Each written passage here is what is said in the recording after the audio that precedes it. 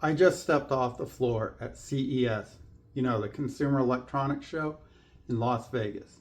And if there was one phrase that echoed through every hall, from the North Hall at the Convention Center to the Venetian, it was this: on-device AI. Nearly every gadget there, from smart rings to autonomous delivery drones, was just bragging about processing data locally for speed and for privacy. But as a patent attorney, I'm looking past the marketing banners. I'm looking at the disclosure documents. Because while Edge AI is a great buzzword, it creates a massive fork in the road for your patent strategy. If you're building AI today, the big question isn't just if it works, but where it works. Today, I'm going to break down Edge AI versus Cloud AI and where the real IP value is hiding out here in 2026. Having just seen the sheer volume of intelligent hardware at CES, I want to make sure you aren't leaving your most valuable differentiators unprotected.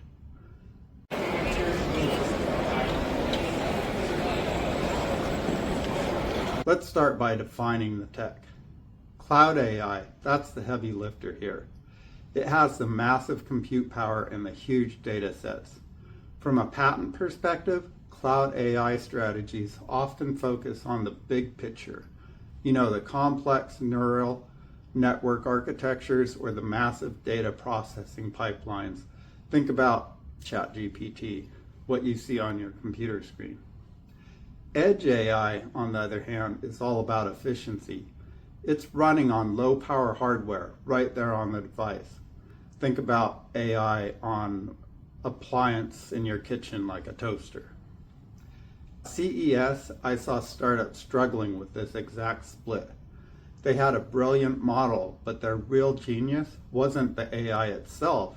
It was how they'd optimize that AI to run on a tiny battery-powered sensor without overheating. In Edge AI, the IP value isn't just the what, it's the how.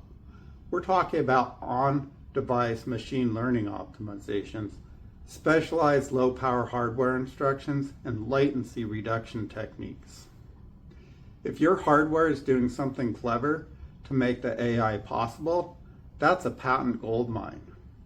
Now here's the secret sauce I always discuss with my clients.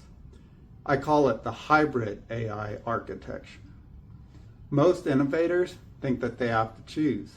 Is it an edge patent or a cloud patent? The most sophisticated IP portfolios I'm building right now focus on the handshake. This is the specific mechanism of how a local device decides what to process itself and what it can kick up to the cloud. Think about it. Your device handles the immediate high privacy task locally. Then it securely syncs with the cloud for deep AI analytics. Patenting that syncing mechanism, the logic that governs the handoff, is incredibly valuable because it's hard for competitors to design around that. That's going to protect the entire ecosystem, not just one piece of hardware. When we protect the hybrid handshake, like I call it, we're protecting the whole user experience. Now, one thing I noticed at CES was a lot of AI washing, I'll call it. Companies putting AI on the box or on their signs, but having no real technical depth. In 2026, the US Patent Office is more favorable toward AI patents than we've seen in about a decade or more. I have other videos on that.